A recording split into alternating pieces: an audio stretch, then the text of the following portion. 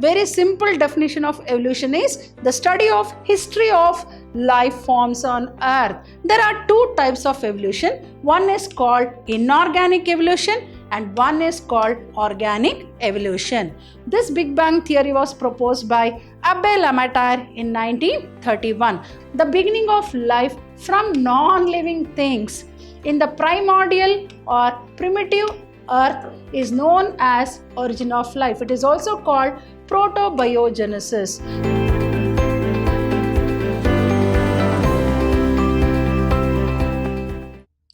Hello everyone, welcome back to a very new chapter and a very interesting chapter called Evolution, chapter 7 of your second PU syllabus called Evolution.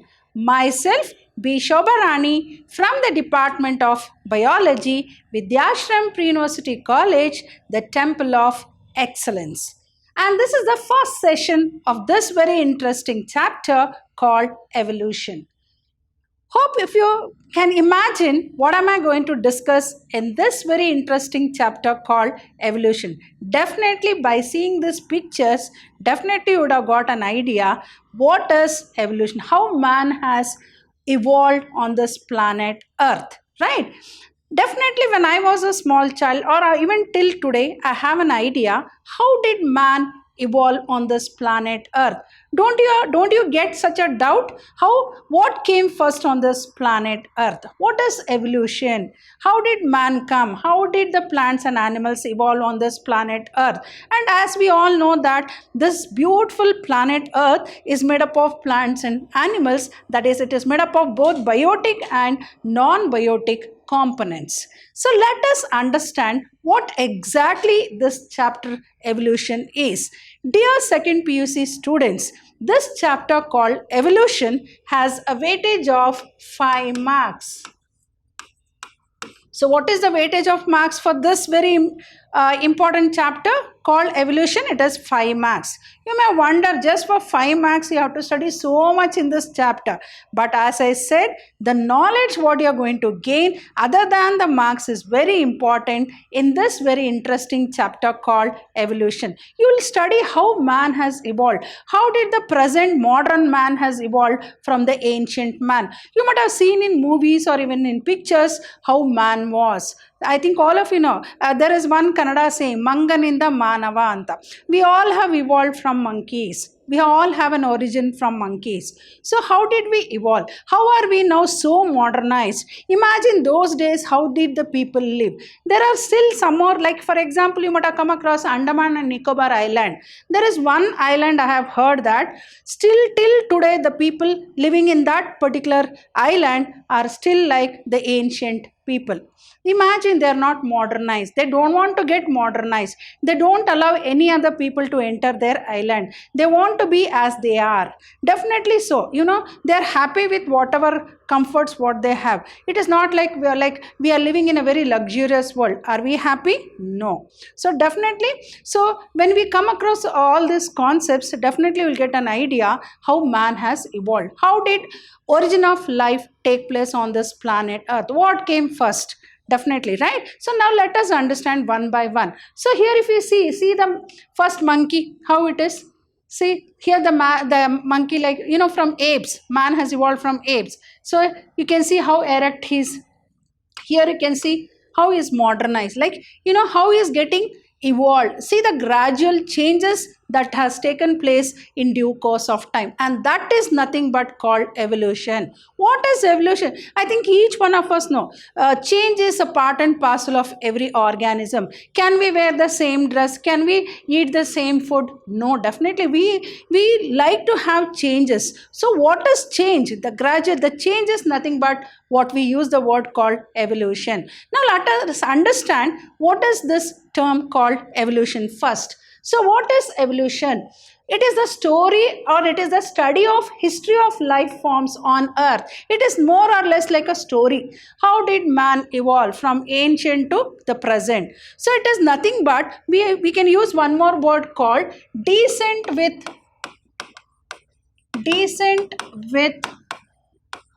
modification. Descent means what? Origin. So, descent with modification. How the present complex life forms have evolved from the simpler forms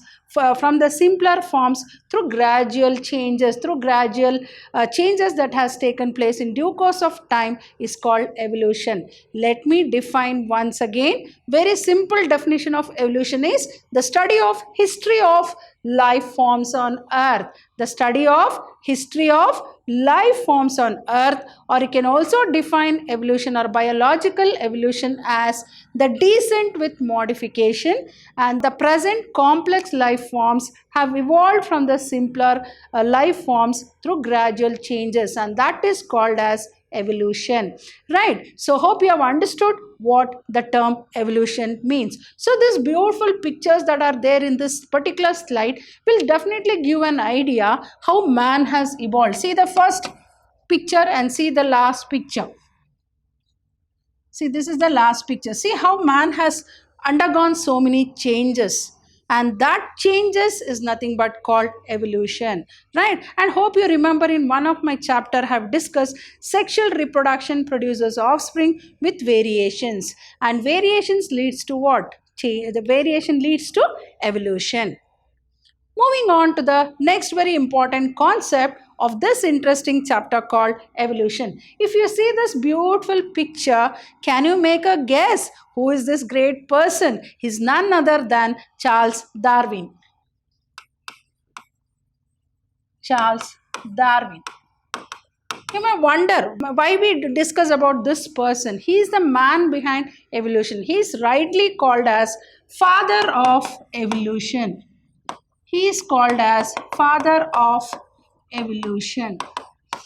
You may wonder, Charles Darwin was a naturalist. Who is called as a naturalist? One who studies about nature, one who has interest to know more about the nature. Do you all know that Charles Darwin traveled for 20 long years in a ship called HMS Beagle, and during his voyage in this wonderful ship called HMS Beagle, he came across so many islands. Hope you remember he identified one such island called Galapagos Island. He identified one type of bird called finches. And all the ideas what he got through his travel in this HMS Beagle, he formulated them in the form of, actually he did not formulate them in the form of laws, but his ideas were put into the laws, which is called as Darwinism. Right? There's one more scientist called Lamarck. Right? Hope you remember. That is the Lamarck's, what you call it as struggle for existence, survival of the fittest. Right? All these concepts were put across by these scientists. So definitely we should remember this great person who is behind the study of evolution, and he is rightly called as father of evolution. Now let us, as I already defined what is evolution, once again we'll see what is the definition of evolution. It is a process of formation of new life forms from the pre-existing one. Definitely so life begets life.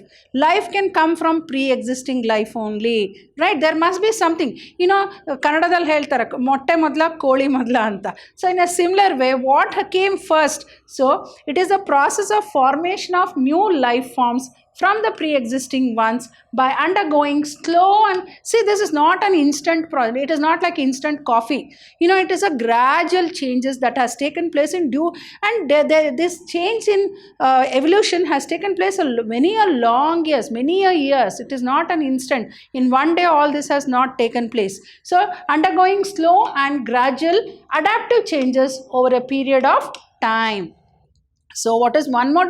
See, there are good number of definitions for evolution. Whichever you feel is quite easy for you to remember, write down that particular definition. So it is, what is evolution? As I said, I also gave one more definition. It is descent with modification, and the present complex life forms have evolved from the simpler forms with gradual changes is called evolution, or it is a process of formation of new life forms from the pre-existing ones by undergoing slow and gradual adaptive changes over a period of time is called evolution.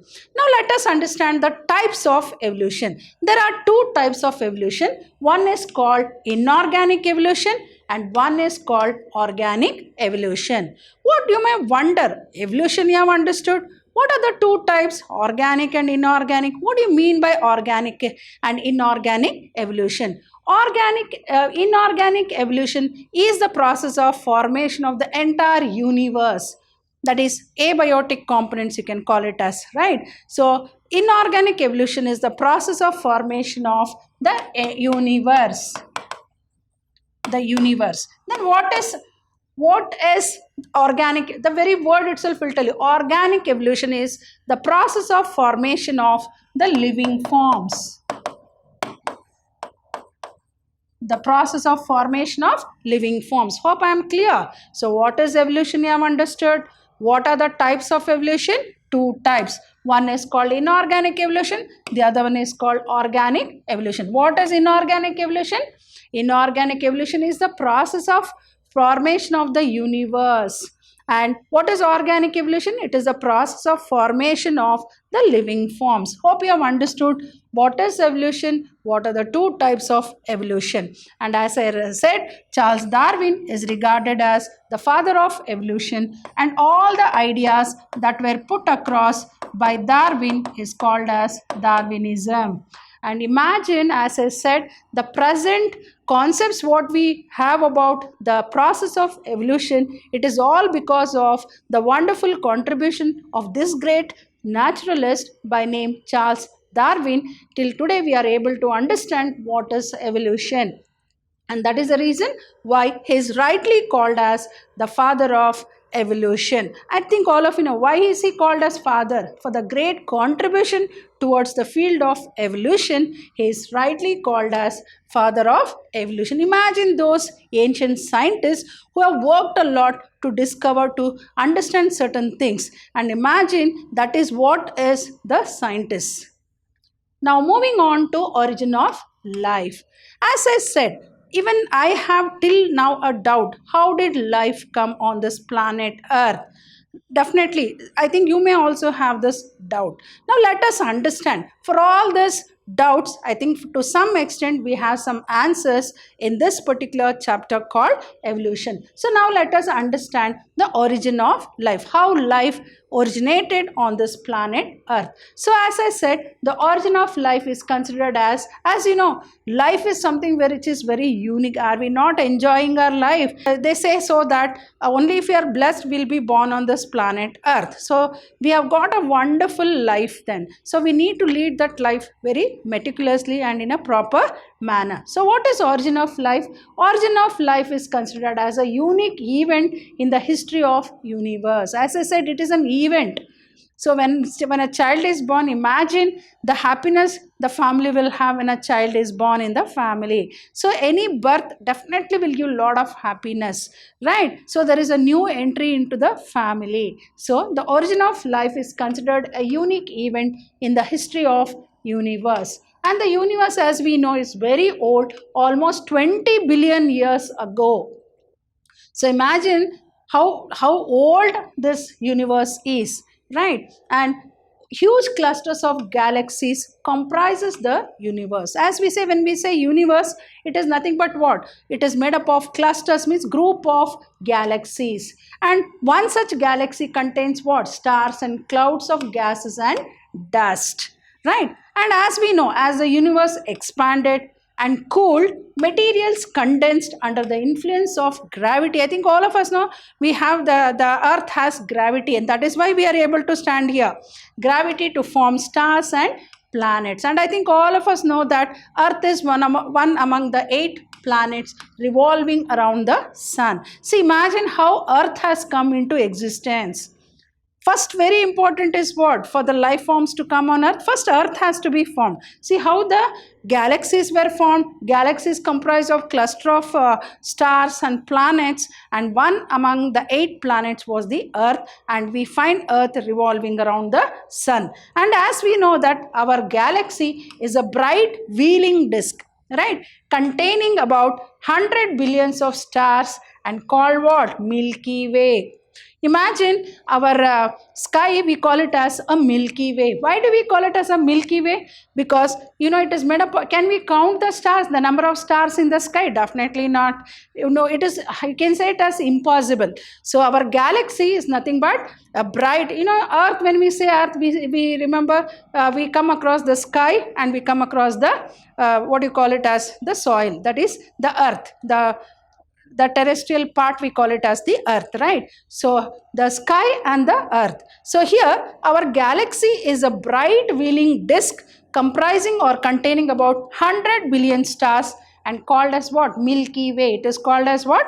Milky Way. Hope you have understood what is origin of life. So what is origin of life? Origin of life is considered a unique event in the history of universe.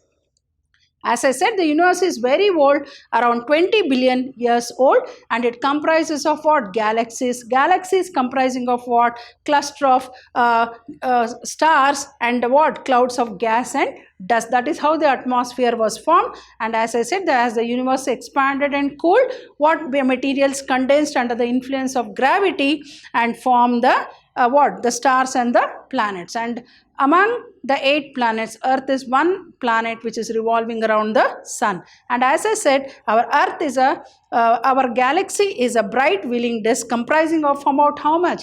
100 billion stars, making it a Milky Way. Moving across the Big Bang Theory. Have you heard about this Big Bang Theory? These are all the hypotheses or the theories put across to explain how life originated on this planet Earth. But we are not sure. I think for anything we ask for an evidence.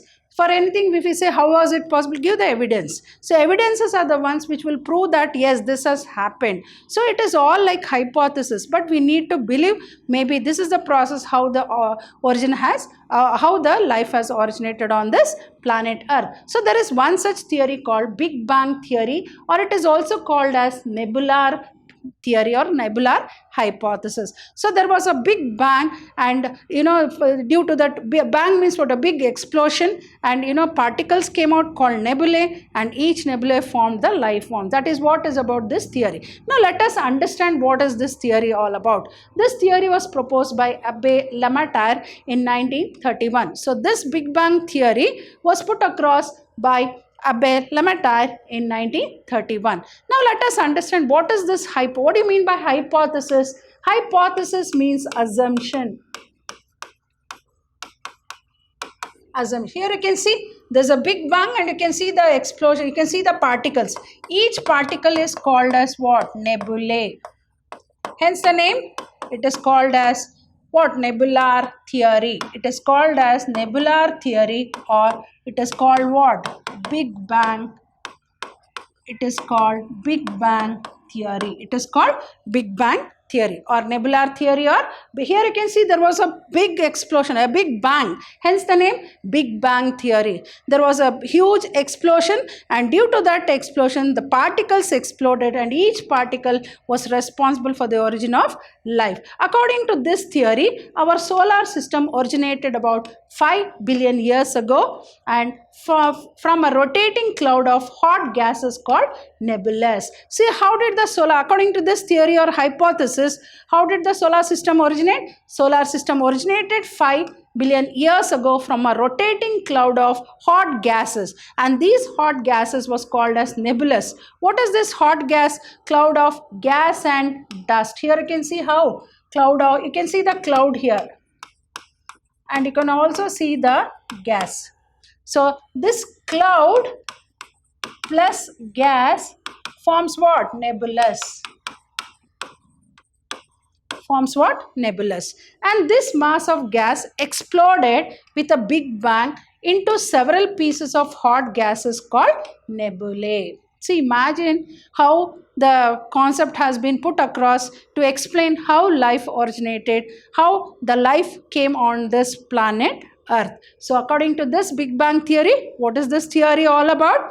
This Big Bang theory was proposed by Abbe Lemaître in 1931. According to this theory, the solar system originated around 5 billion years ago from a rotating cloud of hot gases called nebulous, and this mass of gas exploded with a big bang and broke into several pieces called nebulae, or what you call it as pieces of hot gases, hence the name Big Bang theory. Now let us understand some more concepts of this Big Bang theory.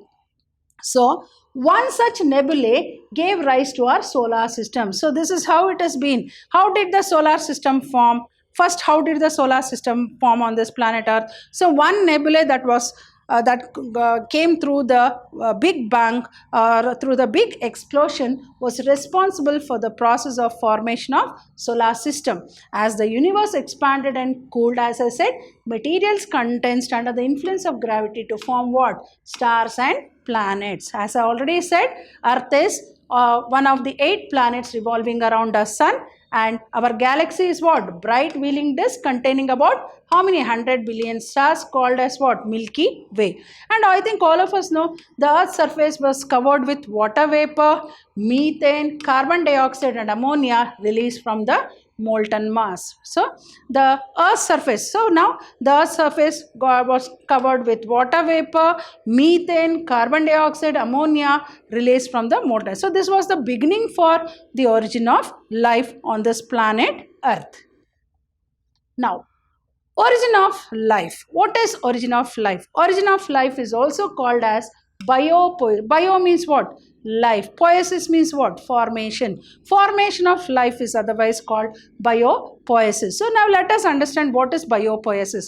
This is one very important term which is usually asked for 1 mark question. As I said, yes, of course, it is for 5 marks. So here there are some questions which might be asked as split questions. So one such is, what is biopoiesis? Biopoiesis and can also be called as what? Origin of life. Now let us understand the definition of the biopoiesis. The beginning of life from non-living things in the primordial or primitive earth is known as origin of life. It is also called protobiogenesis. See how according to us life begets life, but the old concept was life came from non-living things.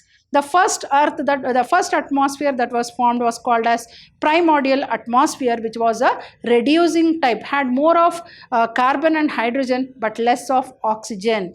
Reducing means hydrogen, more of hydrogen but less of oxygen. But why the organisms in the present planet Earth are more? Because it is oxidizing atmosphere. We have more of oxygen in the atmosphere, and as we all know that oxygen is the prime requirement for the living organisms. So the beginning of life from non-living things in the primordial or primitive earth is known as origin of life, and it is called protobiogenesis.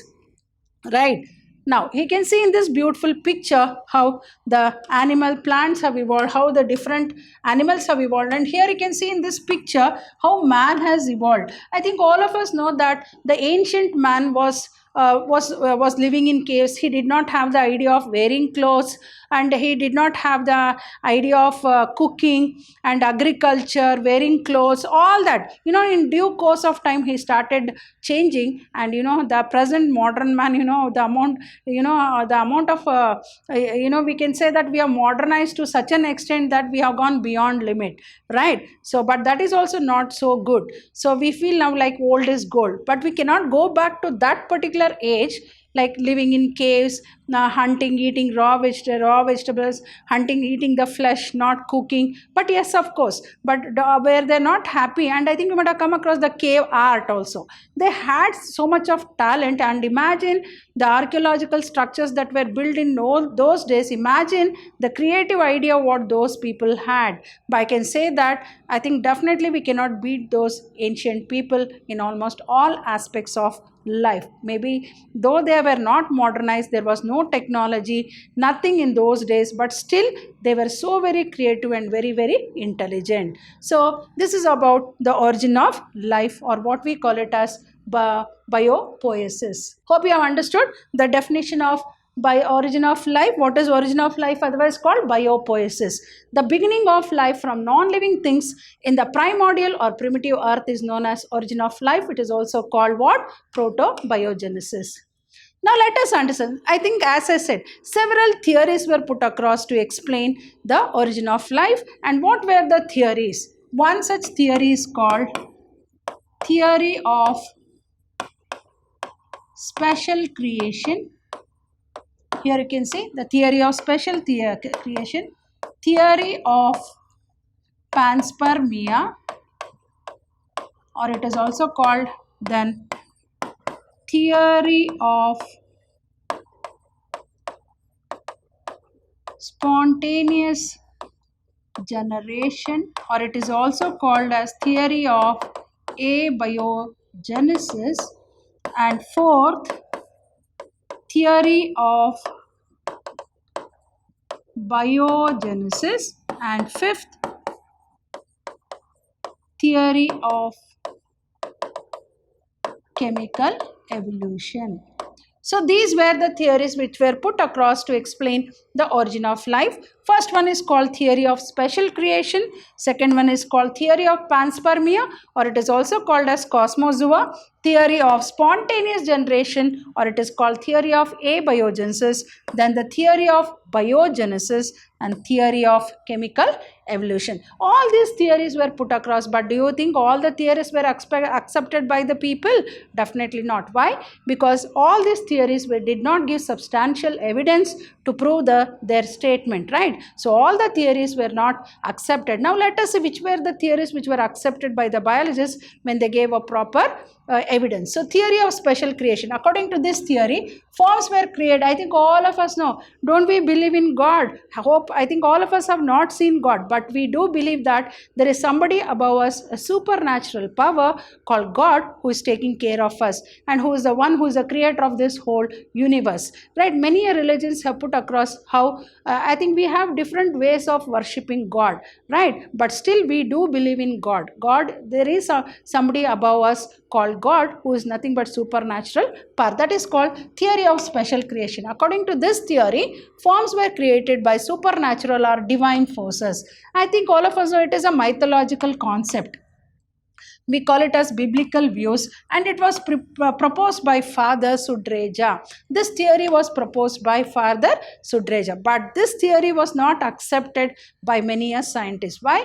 Because nobody has seen God, there is no proper evidence, so this theory was not accepted. Moving on to the next theory called theory of panspermia or cosmozoa. So according to this theory, life came to earth from other planets in units called spores. Hope you might have come across, there are some objects which come from the above space, and we call them as what? Meteorites. So these spores were called as pansperms, and it was proposed by Richter and Arrhenius in 1865. So according to this theory, there were some spores which came from the other planet in the form of meteorites, and these spores were called as panspermia, and these were responsible for the origin of life, and this theory was put across by Richter and Arrhenius in 1865. But even this theory was not accepted by many people. Why? Because there was no proper proof to say that yes, of course, these panspermia come from the other planet in the form of units called spores or meteorites. So even this theory was not accepted. Theory of special creation and theory of panspermia or cosmozoa was also not accepted. Hope you have understood. So we have gone through these two theories. So the remaining theories in the next slide I'll be dealing. So what is the first theory? Theory of special creation. Second theory, theory of panspermia. Third theory, theory of spontaneous generation. Fourth theory, theory of biogenesis. And fifth one, theory of chemical evolution. So theory of spontaneous generation or abiogenesis. According to this theory, they state that life comes from non-living things spontaneously, continuously. Abiogenesis means what? Bio means living, genesis means formation. A means life comes from non-living things. Life comes from non-living things. Life comes from non-living. Can we agree for this? No, definitely not. How can we say? Then for example, soil, mud is a non-living thing. Then living organisms have to come from mud.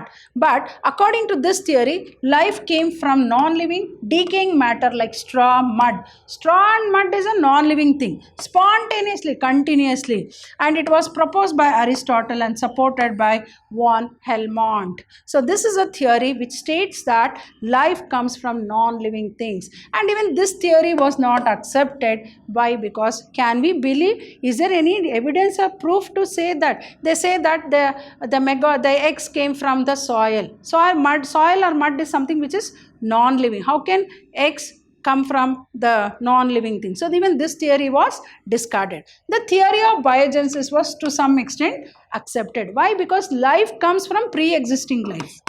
Life comes from pre-existing life.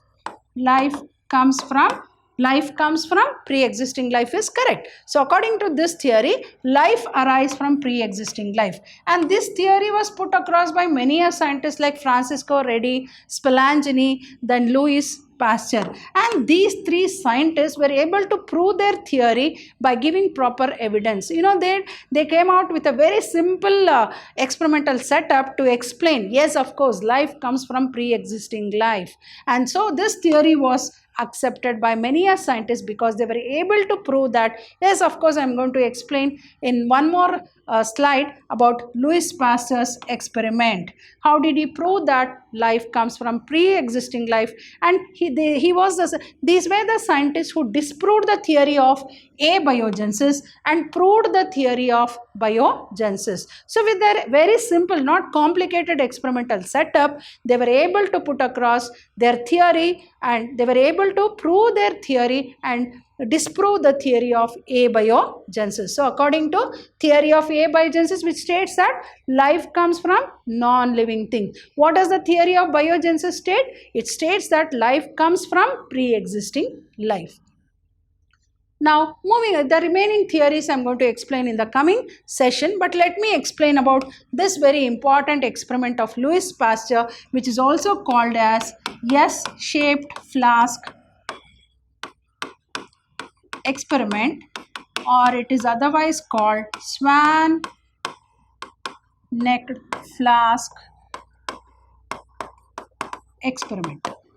So I think all of us who does not know about Louis Pasteur. Louis Pasteur is known for three very important things.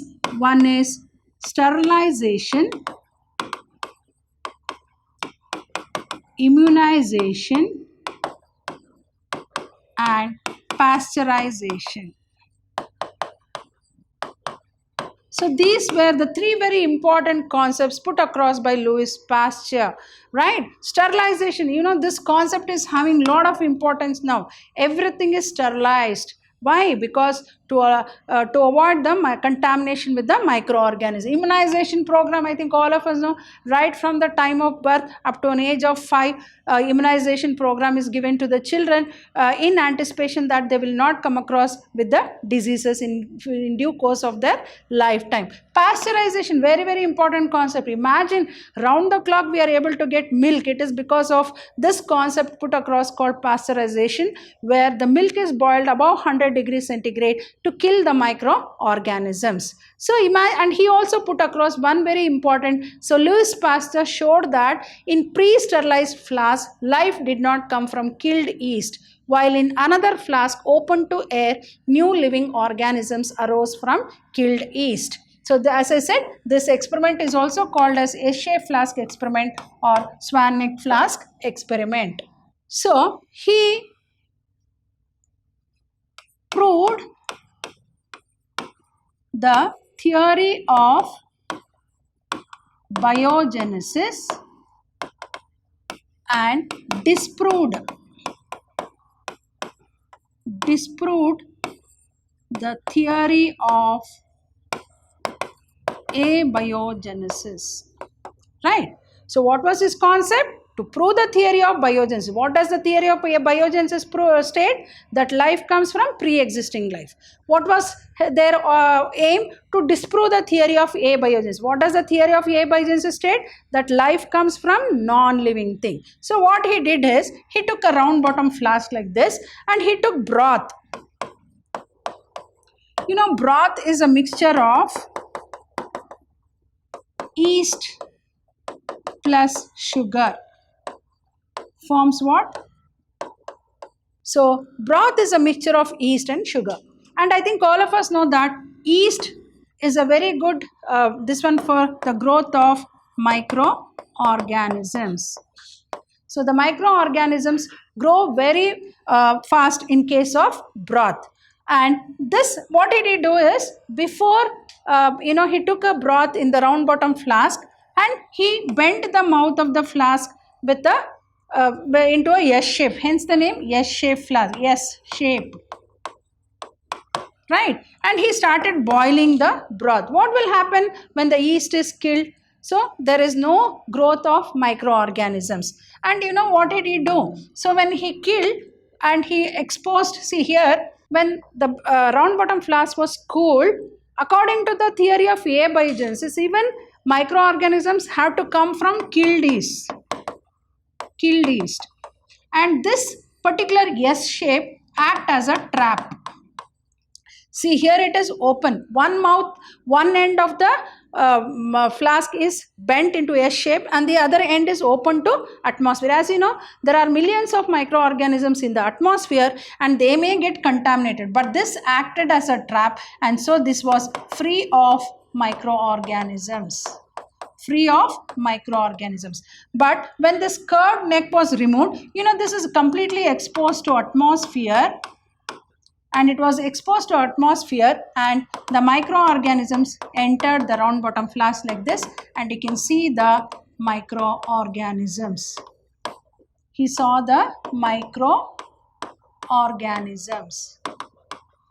Why it was not found here? Why it is the microorganisms are found here? According to the theory of abiogenesis, microorganisms have to come from this killed yeast also. Killed yeast is nothing but non-living. There, so and there, as according to this one, why did the yeast enter there? Because the microorganisms, so that means life, microorganisms came from pre-existing microorganisms. Pre-existing microorganisms. See how, what a simple experimental setup he has designed. It's not a very complicated experimental setup. So that is the reason why these scientists were appreciated by many people. So they did not use like for example in nowadays if you want to do some experiments, we come out with so many experimental setups. See, imagine with one round bottom flask, they were able to prove the theory of biogenesis, which states that life comes from pre-existing life, and disprove the theory of abiogenesis, that life does not come from the non-living things. See how simply they were, with a simple concept, they were able to explain the process of biogenesis and disprove the theory of abiogenesis. Hope you have understood all the concepts what I have explained in today's session. Very, very interesting session called, that is chapter called evolution. As I said, the marks may be for 5 marks, but imagine the concepts, the knowledge what you are going to study in this chapter is very immense, I can say. And also we gain a lot of information in this particular chapter, and as moving ahead in the coming sessions you will understand how interesting this chapter is. So what am I going to discuss in the coming session? So in the coming session I will be dealing with one more theory called theory of chemical evolution and evidences for evolution. So I'll be back in the coming session with some more interesting concepts of this very interesting chapter called evolution. Till then, goodbye and thank you.